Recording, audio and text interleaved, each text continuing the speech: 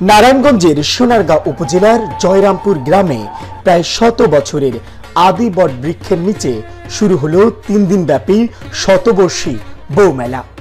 বৈশাখের প্রথম দিনে শতবর্ষী বট গাছের নিচে সিদ্ধেশ্বরী পূজার আয়োজন করেন সনাতন ধর্ম অবলম্বীরা।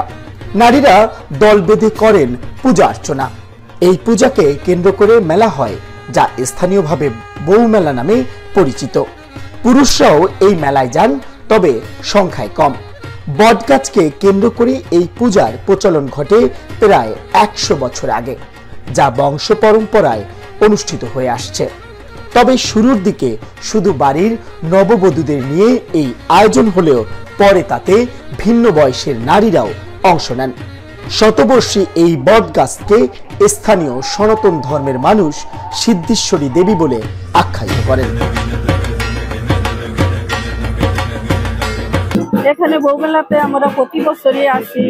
এখানে মা সিদ্ধেশ্বরী নামে পূজা হয়। সেই পূজা করে আমরা মা সিদ্ধেশ্বরীর কাছে স্বামী সন্তানের মঙ্গল কামনা করার জন্য আমরা এখানে আসি। সবাই এখানে আসে মা কাছে, যার যার মনের বাসনা থাকে সেই বাসনা কামনা পূর্ণ হয়। অনেকে মানতে করে যে এখানে সত্যি চিরসত্য, যে এখানে মানুষ কিছু আশা করলে আশারা ফলে।